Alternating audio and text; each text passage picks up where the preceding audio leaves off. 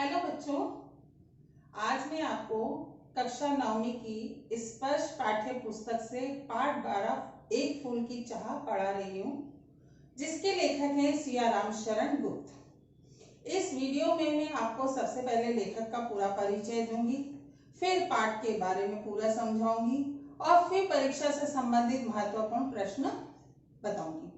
तो इस पाठ के जो लेखक हैं वो है सियाराम शरण गुप्त। सियाराम शरण गुप्त का जन्म सन 1895 में झांसी के निकट चिरगांव में हुआ था। इनके बड़े भाई जो थे वो राष्ट्र कवि मैथिली शरण गुप्त थे, जो कविताओं की बहुत बड़े रचनाकार और साहित्यकार थे। इनके पिताजी भी जो है वो कविताएं लिखा करते थे। ये महात्मा गांधी और विनोबा भावे के बहुत अधिक प्रभावित थे। इनकी जितनी भी कविता हैं, जितनी भी साहित्य रचना है, उन साहित्य रचनाओं में इन्होंने समाज में व्याप्त कुरीतियों का अत्यधिक वर्णन किया है और ये ज्यादातर जो हमारे देश में फैली हुई समस्याएं हैं, उन समस्याओं के बारे में ही इन्होंने अपनी कविताओं और अपनी रचनाओं के बारे में लिखा है। इनकी मृत्यु सन 1963 में हुई थी और जो इनकी रचनाएं हैं वो मौर्य विजय, उन्मुक्त, आत्मोत्सर्ग, बापू, विषाद और इसके अतिरिक्त भी अन्य रचनाएं हैं। पाठ एक फूल की चाह। एक फूल की चाह जो पाठ है सियाराम शरण गुप्त की एक रचना और एक कविता है। तो उस कविता का कुछ अंश इस पाठ में दिया गया। इस पाठ में उन्होंने समाज में फैली हुई अछूतों की जो समस्या है उस समस्या का वर्णन किया। इसमें एक बच्ची है जो मरणासन अवस्था में है। वो अपने पिता से कहती है कि मुझे एक देवी के चरणों में अर्पित प्रसाद का एक फूल ला करके दो। पिता भी जो है वो फूल को लाना चाहता है और कोशिश करता है, प्रण करता है कि वो अपनी बेटी को ला करके देगा। लेकिन जब वो मंदिर में जाता है तो मंदिर में उसके साथ अमानवीय व्यवहार किया जाता है। तो उस अमानवीय व्यवहार के कारण वो सोचता है कि क्या अछूत होना एक पाप है, क्योंकि अछूत भी तो एक ईश्वर की ही रचना है। तो जब ये सब कुछ ईश्वर के द्वारा ही बनाया गया है तो समाज में उनके साथ ऐसा व्यवहार क्यों? तो इस कविता के अंतर्गत मनुष्य की यातना और करुणा और अस्पृश्यता आदि का वर्णन किया गया। अब मैं आपको पूरी कविता के बारे में बताती हूँ। पहला जो काव्यांश है वो ये है। उद्वेलित कर अश्रु राशियां, हृदय चिताए धधका कर, महामारी प्रचंड हो फैल रही थी इधर उधर। क्षीण कट मृगवत्साओं का करुण रुदन दुर्दांत नितांत, भरे हुए था निज कुश रव से हाहाकार अपार अशांत। तो इस जो दोहा है इसमें पहले तो लेखक का कहना यह है कि उस समय गांव में एक महामारी फैली हुई थी और उस महामारी का प्रचंड प्रकोप उस गांव में फैला हुआ था। इसलिए वो उस वहां के गांव के लोगों की जो भावना है उन भावनाओं को इस कविता में वर्णन किया गया है। उद्वेलित कर अश्रु राशियां, हृदय चिताए धधका कर। उद्वेलित यानी भावनाओं से भरे हुए, अश्रु राशियां यानी आंखों से आंसू की धाराएं। तो जो लोग थे महामारी के प्रचंड प्रकोप के कारण भावनाओं से अभिभूत होकर के उनकी आंखों से आंसुओं की धारा बह रही थी। हृदय चिताएं धधका कर, और उनके हृदय में जो चिताएं थी वो अभी भी धधक धधक कर जल रही थी। महामारी प्रचंड हो फैल रही थी इधर उधर, और पता नहीं जाने कौन सी महामारी थी जो पूरे गांव में फैली हुई थी।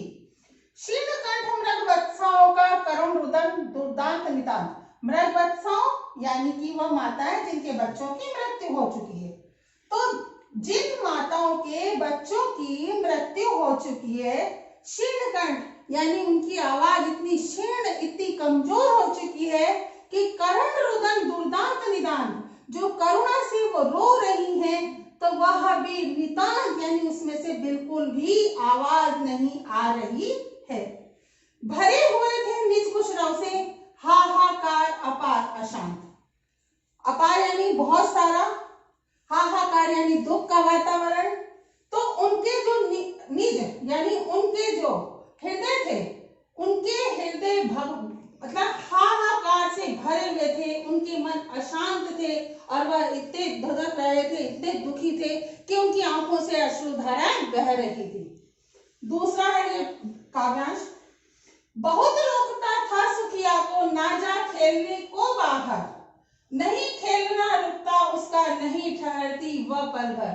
अब ये जो काव्यांश है, इसमें जो काव्यांश का लेखक है, जो मुखिया है, वो बता रहा है, सुखिया उसकी बेटी का नाम है, कि जब गांव में महामारी फैली हुई थी तो वह अपनी बेटी जो सुखिया है उसको रोकता है कि वो बाहर नहीं जाए, क्योंकि बाहर जाना खतरे से खाली नहीं था। नहीं खेलना रुकता उसका नहीं ठहरती वह पल भर। लेकिन उसकी जो बेटी है, वो सुखिया की जो है, वो एक क्षण के लिए भी घर में नहीं रुकती। वो कूदती फुदकती उचकती हमेशा बाहर ही चली जाती है और उसका जाना वो रोक नहीं पाता है। मेरा हृदय कांप उठता था बाहर गए निहार उसे।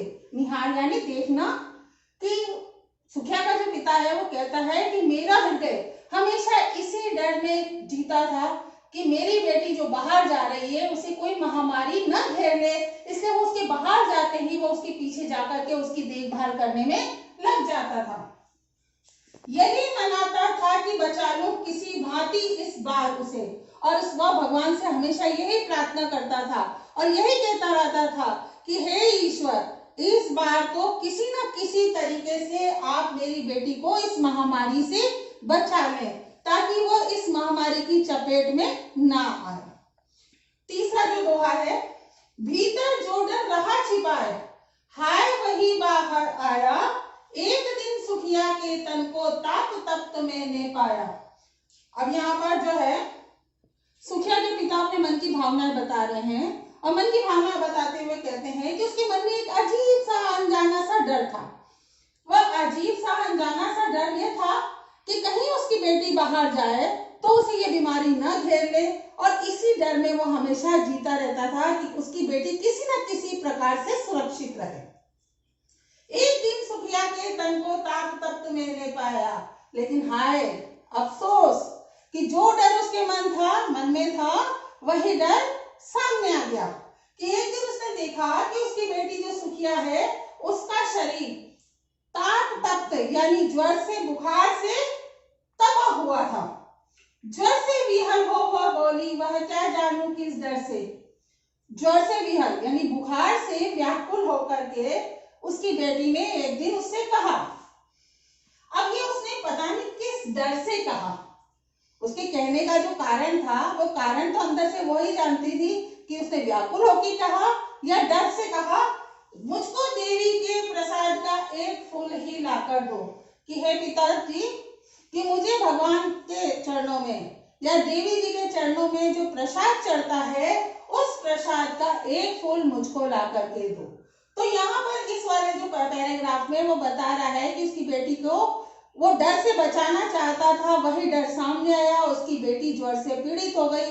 तो वो डर के कारण, व्याकुलता के कारण अपने पिता से कहती है कि हे पिता, मुझे देवी के चरणों में चढ़ने वाला एक फूल प्रसाद के रूप में लाकर दो। चौथा, क्रमशः कंठ क्षीण हो आया, शिथिल हुए अवयव सारे, बैठा था नव नव उपाय को चिंता में मन मारे। जान सका ना प्रभात सजगने हुई अलस कब दोपहरी, स्वर्ण घनों में कब रवि डूबा कब आई संध्या पहरी। यहाँ पर सुखिया के पिता जो हैं वो सुखिया की अवस्था का वर्णन करते हुए बता रहे हैं कि बीमारी के कारण, बुखार में तपने के कारण उसका जो कंठ है क्षीण हो आया, यानी कि जो उसकी आवाज है जो बहुत धीमी हो गई। शिथिल हुए अवयव सारे, और उसके शरीर के सारे जो अंग हैं वह सभी कमजोर पड़ गए। बैठा था नव नव उपाय को चिंता में मन मारे। तो यहाँ वो कह रहा है कि वो सुखिया को किस तरीके से ठीक हो जाए इसका उपाय ढूंढने के लिए वो दिन रात चिंता में लगा हुआ बैठा हुआ था और उपाय सोच रहा था।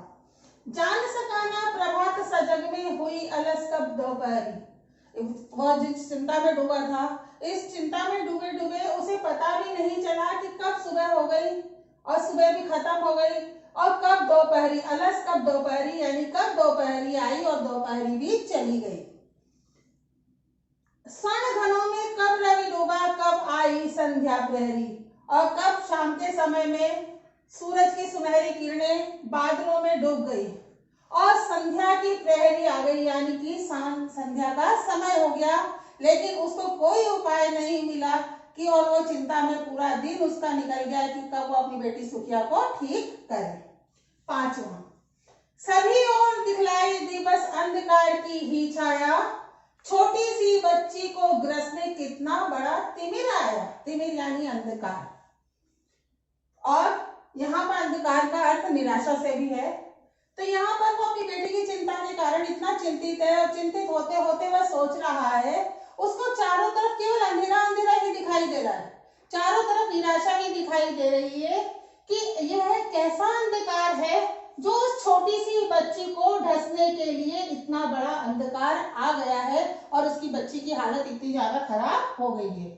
ऊपर विस्तृत आकाश में जलते से अंगारों से, ऊपर विस्तृत आकाश में जलते से अंगारों से, अंगारों से यानी कि तारों के लिए कहा है कि ऊपर विशाल आकाश में जो तारे जगमग चमकते हुए दिखाई दे रहे हैं, वह तारे उसको अंगारों के समान प्रतीत हो रहे हैं। झुलसी सी जाती थी आंखें जगमग जगते तारों से, कि जो सुखिया है उसका शरीर इतना कमजोर हो गया था कि उसकी जो आंखें थी वो भी झुलस गई थी और तारों के समान झुलसी हुई उसको नजर आ रही थी। तो यानी कि इस पांचवें में उसने अपनी बेटी की परिस्थिति का वर्णन करते हुए कहा है कि जाने कौन सा ऐसा अंधकार है जो उसकी बेटी को डसने आ गया है, और वह निराशा में अपना जीवन व्यतीत कर रहा है, चारों ओर उसे निराशा और अंधेरा ही दिखाई दे रहा है। छठा, देख रहा था जो स्थिर हो नहीं बैठती थी क्षण भर, हाय वही चुपचाप पड़ी थी अटल शांति सी धारण कर। यहाँ पर जो सुखिया के पिता है वो अपनी बेटी की स्थिति का वर्णन करते हुए कहते हैं कि एक समय था जब उसकी बेटी एक क्षण के लिए भी स्थिर होकर नहीं बैठती थी, उछलती थी, कूदती थी, नटखटती, चंचलती, घर के बाहर भागती थी, मतलब एक क्षण के लिए भी नहीं रुकती थी। हाय वही चुपचाप पड़ी थी अटल शांति सी धारण कर। तो कहता है हाय अफसोस, वही बेटी जो बिल्कुल भी नहीं बैठती थी, वह अटल शांति यानी कि चुपचाप कमजोर सी शांति में और उस पलंग पर चुपचाप पड़ी हुई है। सुनना नहीं चाहता था मैं उसे स्वयं ही उकसाकर। यहाँ पर वो क्या कह रहा है?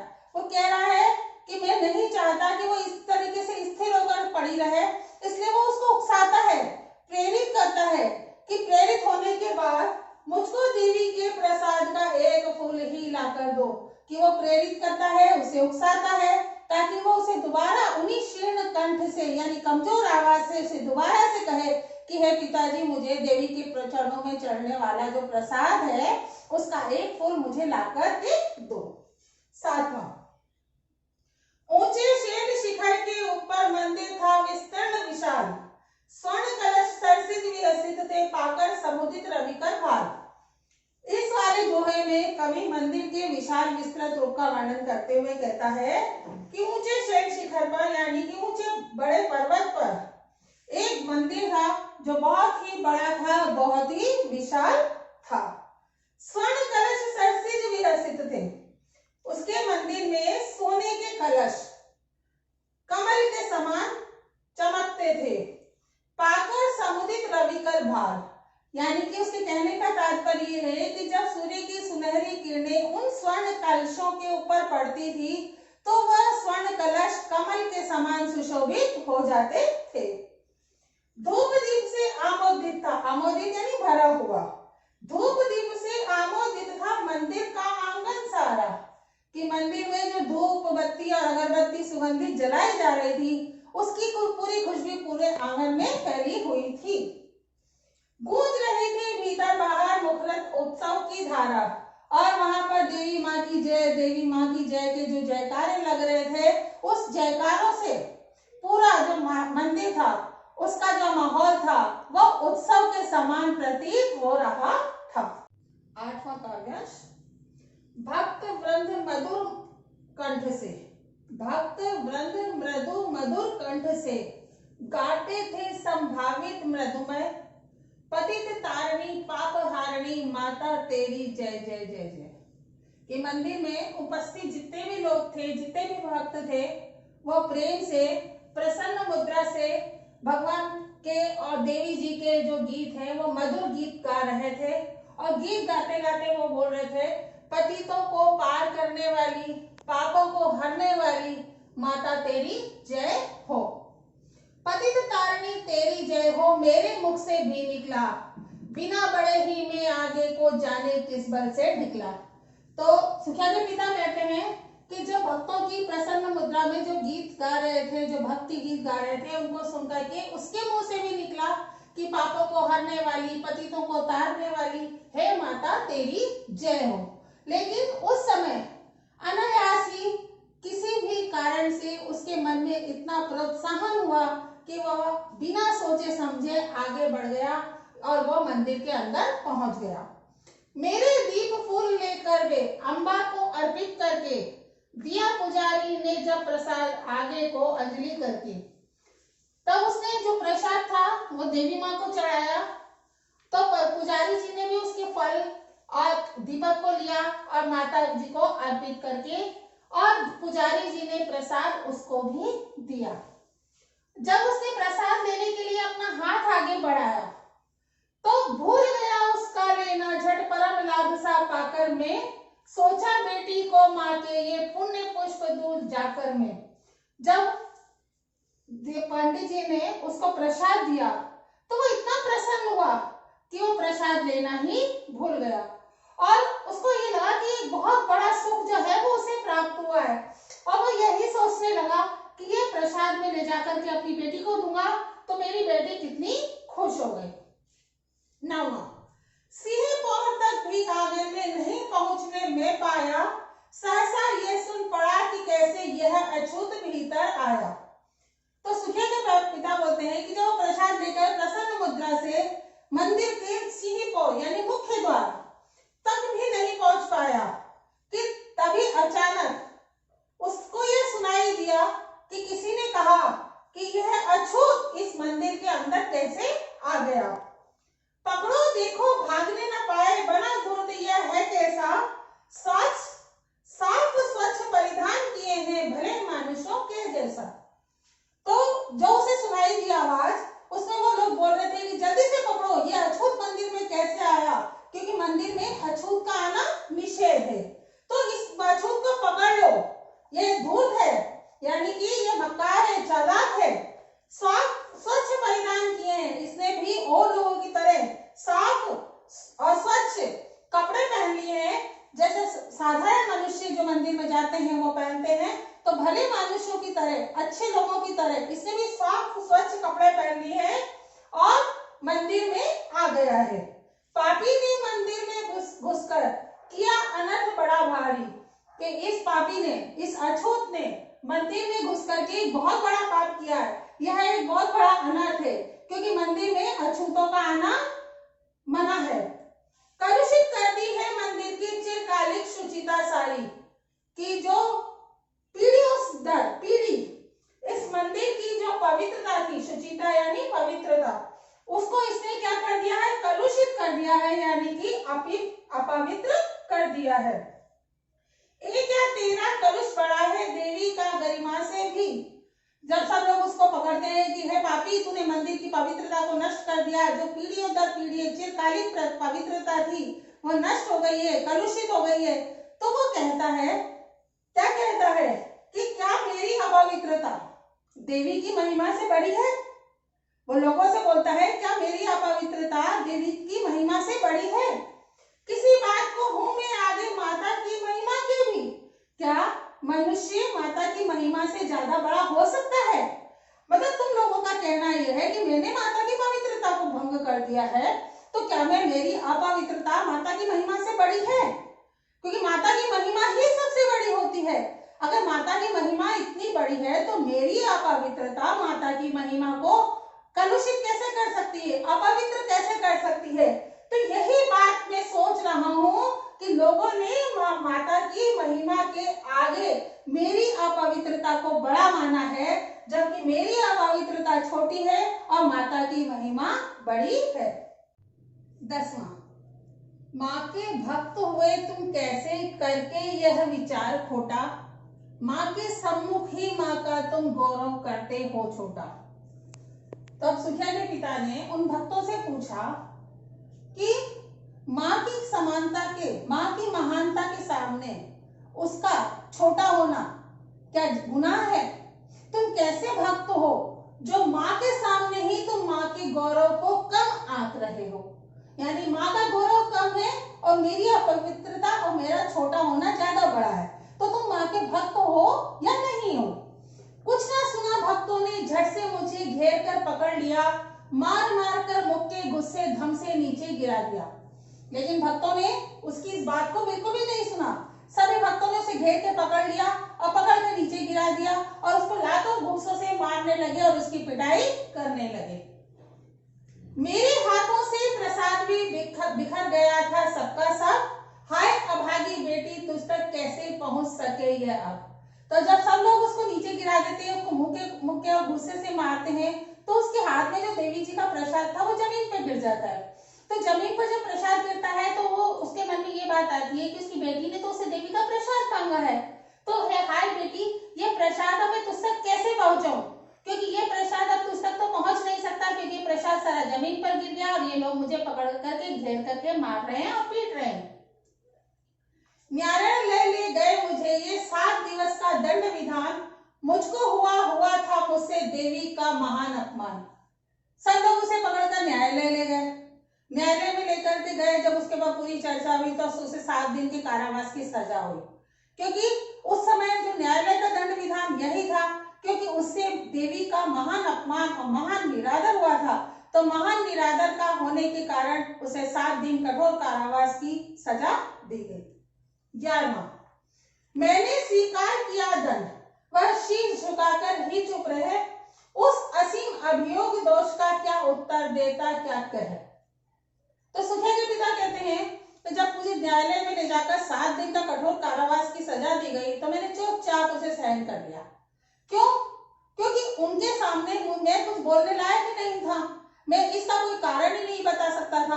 उन्होंने भक्ति की जो व्याख्या की थी, मंदिर की जो पवित्रता की व्याख्या की थी, उस व्याख्या के हिसाब से मैं कुछ उत्तर दे ही नहीं सकता था, इसलिए मैंने चुपचाप रहकर बिना बोले ही 7 दिन का कठोर कारावास स्वीकार कर लिया। 7 रोज ही रहा जेल में, या की मां सदियां बीती, अविश्रांत बरसा कर भी आंखें तनिक नहीं रोती।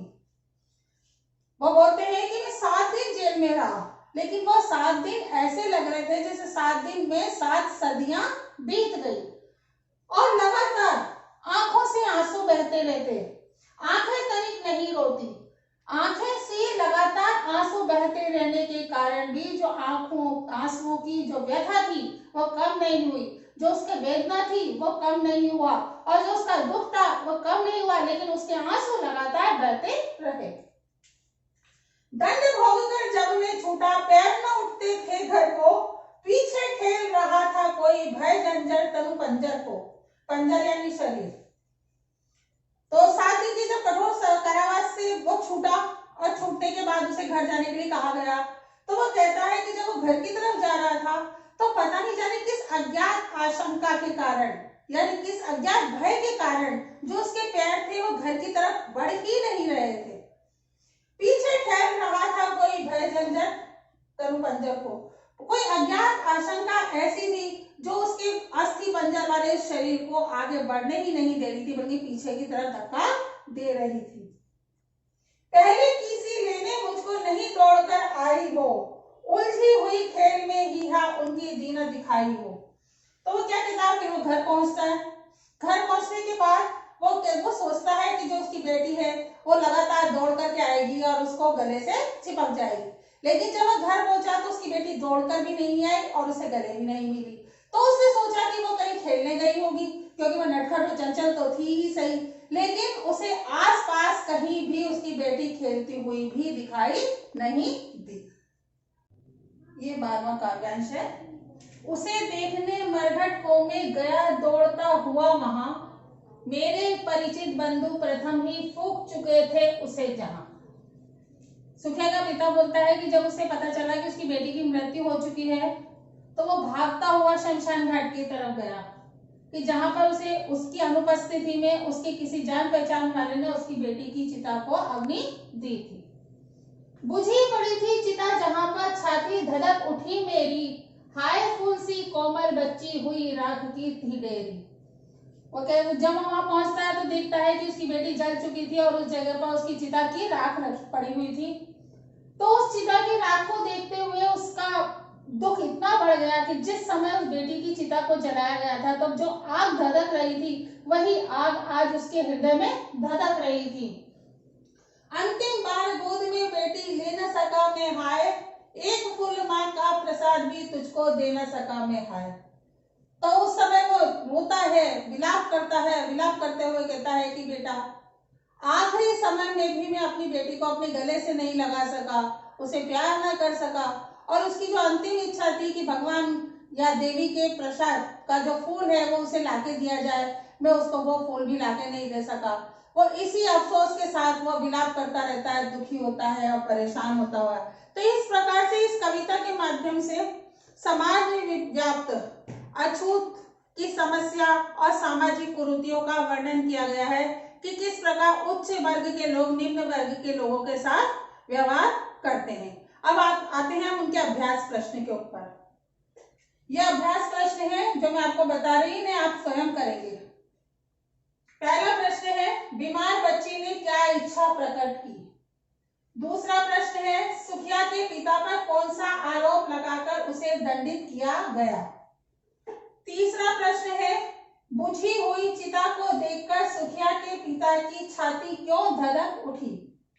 चौथा प्रश्न है, सुखिया के पिता के मन में क्या भय था। पांचवा प्रश्न है, पुजारी ने सुखिया के पिता को मंदिर में देखकर क्या किया। छठा प्रश्न है, मंदिर के सौंदर्य का वर्णन अपने शब्दों में करो। सातवां प्रश्न है, जब सुखिया के पिता को दंड सुनाया गया तो वह चुप क्यों रहा। तो ये कुछ प्रश्न है जो मैंने बताया आपको। इसके अलावा और अन्य प्रश्न भी हैं जो बुक में है या कहीं और आपको लगते हैं, तो आप उन प्रश्नों को करिए। और उन प्रश्नों को करने के बाद अगर आपको कोई समस्या आती है या कोई परेशानी आती है तो आप कमेंट्स बॉक्स में पूछ सकते हैं। और अगर ये मेरी वीडियो आपको पसंद आई तो आप इसे लाइक करें और मेरे चैनल को सब्सक्राइब करें।